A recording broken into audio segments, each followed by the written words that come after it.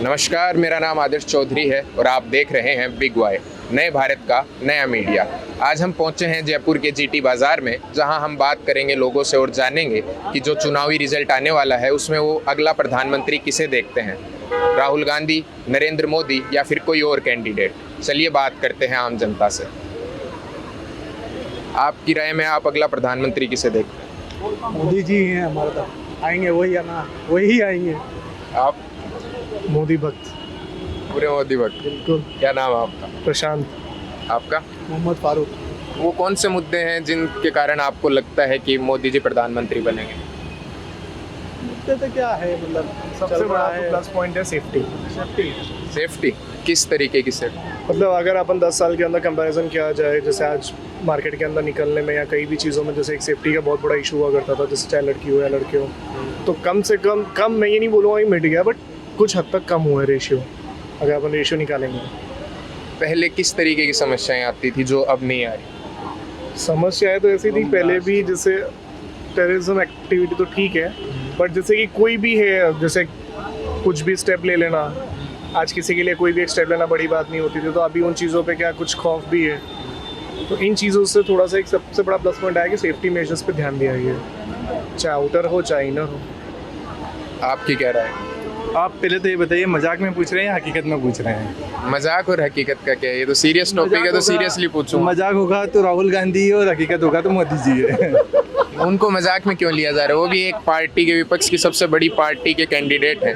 ये मतलब आप मेरे से नहीं पूछ के किसी से भी पूछेंगे, हर कोई यही पूछेगा, यही जवाब देगा आपको। तो अभी तो आपसे पूछ रहा हूँ, तो आप ही बता वही दीजिए। बता रहा हूँ ना मैं, आप किसी से भी पूछेंगे ना, छोटे से बच्चे से लेके बड़े तक, तो हर कोई जानता है कि अपनी देश की सुरक्षा किसके हाथ में देनी चाहिए। इसके लिए सबसे बेस्ट मोदी जी है। आप अपने हिसाब से कुछ पॉइंट्स बताइए जिनके कारण लगता है मोदी जी बेस्ट है। हमारे लिए राम मंदिर सबसे बड़ा। राम मंदिर। तो जो लोग बेरोजगारी और महंगाई के मुद्दे उठा रहे हैं, उन पे आपका क्या कहना है? मैं नहीं मानता कि ऐसा कुछ बड़ा छोटा कुछ हुआ है। भी तो रहे मार्केट के अंदर, क्या उतना केपेबल बना भी तो रहे, खुद कर सकते हैं। आज आदमी सेल्फ डिपेंड हो गया है यार, डिपेंड हो गया सब चीज़ों के लिए, जॉब के लिए, हर चीज़ के लिए जैसे इंडिपेंडेंस पहले job के लिए- टाइप फील होता है अब। जैसे जॉब के लिए डिपेंडेंट होते थे, अब उस चीज़ पे फोकस, चलो जॉब के लिए फाइट करें, लेकिन अगर ये है कि अगर नहीं हो रहा है तो साथ में लोग अल्टरनेट ऑप्शंस में भी अपना इंडिपेंडेंट है कि वो अपने खर्चे, अपनी देखरेख, फैमिली की देखरेख कर पा रहे हैं। लेकिन जो बच्चे सरकारी नौकरियों की तैयारी कर रहे हैं या और किसी जॉब्स के लिए कोशिश कर रहे हैं, उनको काफ़ी दिक्कतों का सामना करना पड़ रहा है, क्योंकि काफ़ी टाइम से वैकेंसीज नहीं है, ऐसा उनका कहना है। भैया अब ऐसा है, आपको ही पता है, जैसे अब हर साल तो इसी चक्कर में जो पहले एज क्राइटेरिया था 65 था, उसको 60 किया गया, अभी 55 किया जाएगा थोड़े टाइम बाद। तो इसीलिए किया जा रहा है कि ताकि वैकेंसीज हो, और जितना हो सकता है वैकेंसी जितनी आपकी है, अब उससे ज़्यादा रिक्वायरमेंट होगी।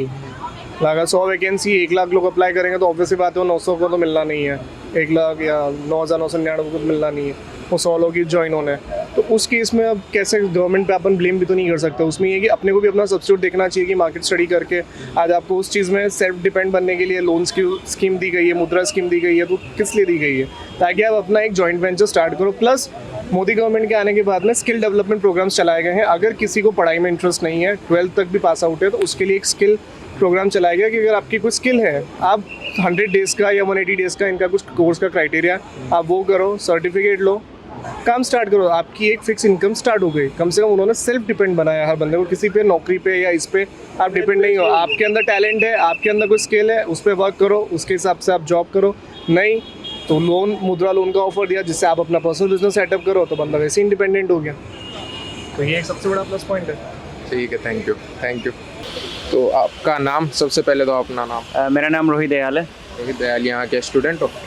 यहाँ पे 1 साल से रहते हैं, स्टूडेंट है, बाकी है बाहर से। वैसे आपका? हेमंत खरेड़िया। अजय यादव, मैं यहीं से हूँ। तीनों स्टूडेंट ही हो? तीनों स्टूडेंट हैं। तो आने वाले चुनाव में, मतलब अभी जो चुनाव चल रहे हैं, इनका रिजल्ट आएगा 4 जून को, उसके बाद आप किसको भारत का अगला प्रधानमंत्री देखते हैं? राहुल गांधी, नरेंद्र मोदी या फिर कोई तीसरा कैंडिडेट? देखो, तीसरा कैंडिडेट तो हमारी नज़रों में वैसे है भी नहीं, क्योंकि इंडियन पॉलिटिक्स में 2 ही सबसे बड़े फेसेस हैं, एक तो राहुल गांधी और एक नरेंद्र मोदी। और मेरा ओपिनियन ये है कि मैं नरेंद्र मोदी को देखना चाहूँगा। वैसे कारण कौन से ऐसे काम या मुद्दे जो उन्होंने किए हों या उठाए हों जिनके कारण आपको ऐसा लग रहा है? देखो, जब उनकी लीडरशिप में बहुत सारे ऐसे बंदे हैं, जैसे नितिन गडकरी प्लस अजय शंकर जो जवाब देते हैं ना बाहर, वो बहुत अच्छे लगते हैं। तो मेनली मैं उनके जो आसपास का जो वो है ना सर्किल, उसकी वजह से ज़्यादा इन्फ्लुएंस्ड हूँ।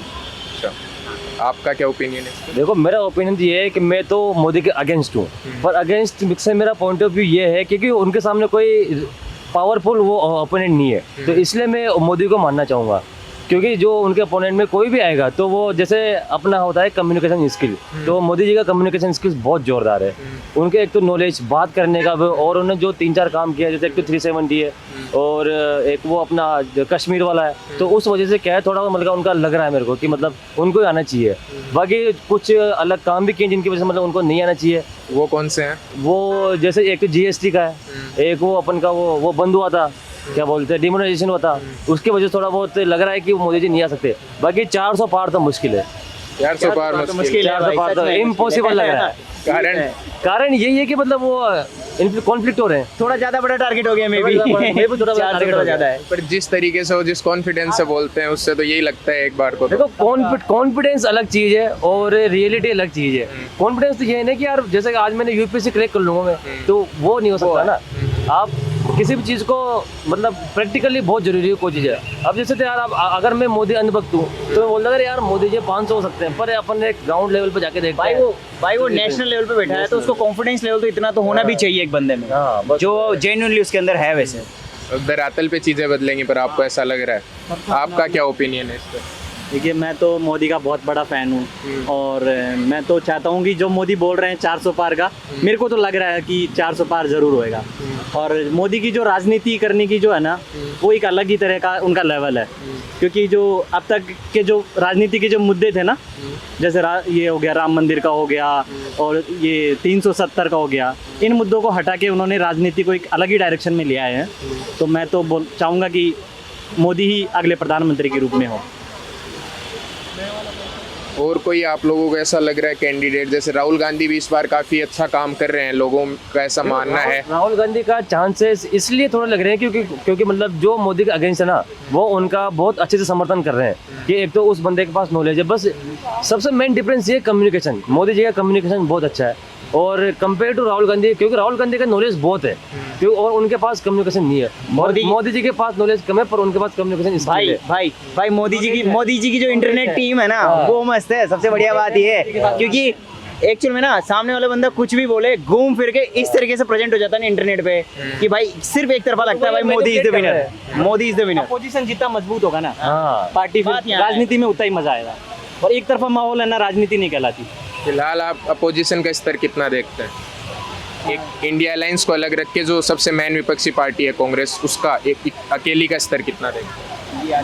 ठीक है, ये तो ऐसा रेशो में तो अपन नहीं कर सकते, लेकिन हाँ ये मान के चल रहा हूँ कि 30-70 का रेशो मान के चल रहा है। 30 मेरे को लगता है कि बीजेपी में 30% रेशो अलग है और कांग्रेस का बीजेपी का 70 और कांग्रेस का 30%। कांग्रेस का 30 और अलायंस मिला के आप मान के चलो 40 हो जाएगा, इससे ज्यादा नहीं होगा। 30 का 40 हो जाएगा। मतलब बाकी जो गठबंधन में उनका आप 10% ही मान रहे हो कुल मिला के? तीनों की यही रहे सर, हम तीनों यहीं पे। बाकी बहुत सारी चीज़ों में कॉन्फ्लिक्ट आ सकता है, कॉन्फ्लिक्ट तो होते रहते हैं, ऐसी कोई बात नहीं है। बाकी सबके अलग अलग व्यू पॉइंट्स हो सकते हम हैं। किसी भी चीज़ को शोर नहीं कह सकते कि यार नहीं यार मोदी जी आएंगे तो आएंगे। ऐसा भी हो सकता है कि मोदी जी नहीं है, हो सकता है भाई, क्यों नहीं हो सकता। राजनीति के जो मुद्दे थे ना, वो बदल चुके हैं अब। एक तरह से मैं कहना इस बार क्या मुद्दे रहे आपके साथ? देखिए बीजेपी जो लड़ रही है ना, वो मुख्य मुद्दा उनका राम मंदिर पे लड़ रही है, क्योंकि उन्होंने वो बना लिया है और वो उसी का प्रचार करके अपने वोटिंग टटोर रहे हैं। और देखा जाए तो विकास कहीं ना कहीं थोड़ा सा पीछे रह गया है।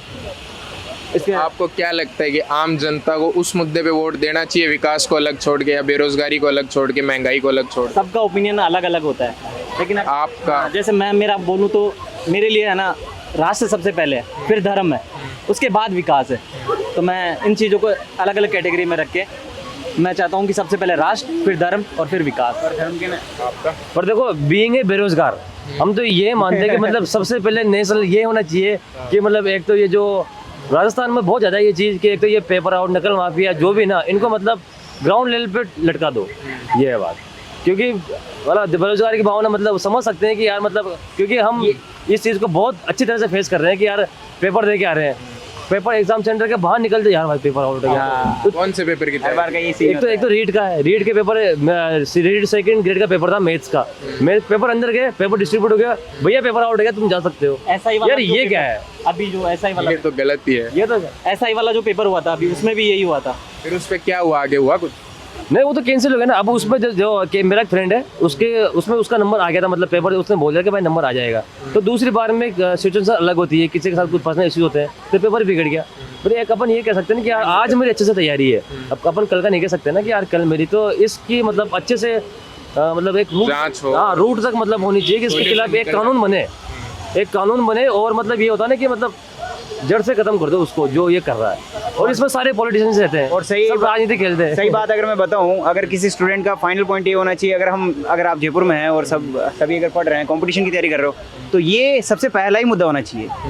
बाकी जिस तरीके से हमारी शुरुआत हुई थी उस तरीके से हम भी फ्लो में थे भाई, हाँ ठीक है मोदी, पर एक्चुअल मुद्दा यही होना चाहिए कि हम वाकई में परेशान हो गए हैं भाई। सही बता रहा हूँ भाई, तैयारी कर करके सब परेशान है। अब यहाँ पे आज तो संडे है तो आगे फिर भी वही है, अगर आप तैयारी करो मेहनत करो फिर मौका ही नहीं मिले तो क्या भाई यार देखो, हर बार सिचुएशन बदल जाती है। इस बार मेरे पापा ने मुझे भेजा, मैं घर पे काम करता था, मैं 4 घंटे की लाइब्रेरी जाता था घर पे दुकान छोड़ के, मेरे पापा ने मुझे फाइनली भेजा तू जा यहाँ से। अब मैं यहाँ पे आ चुका हूँ। अब हमारे साथ में ऐसा हो जाए, 1 साल से यहाँ पे हूँ, पेपर क्लियरिफाई किया है ढंग से, जितने कोचिंग वाले कट ऑफ बताते हैं उससे 10 नंबर हम 10 ट्यूशन ऊपर बैठे हैं। लेकिन बाद में ऐसा हो जाए कि पेपर आउट हो गया तो फिर हम क्या करें भाई? बाप दोबारा चांस नहीं देगा, भाई ये तो कोई सोल्यूशन ही नहीं हुआ ना भाई। तो इसलिए इस चीज का कुछ होना ही चाहिए कि भाई हम परेशान हैं। नहीं, राजस्थान में इस रिगार्डिंग जो एसओजी गठित की उन्होंने, हाँ। बहुत अच्छा काम कर रही है और रिजल्ट भी बहुत अच्छा दे रही है। मैं मानता हूँ बजरंग वाकई में अच्छा कर रहे हैं भाई। देख लेंगे, कोई नहीं होगा। स्टार्ट है। आप किसे अगले प्रधानमंत्री के रूप में देखते हैं, नरेंद्र मोदी या राहुल गांधी या फिर कोई तीसरा कैंडिडेट? ऐसा कोई कैंडिडेट नहीं सर, इन दोनों में से किसे? राहुल गांधी को। राहुल गांधी को, कारण?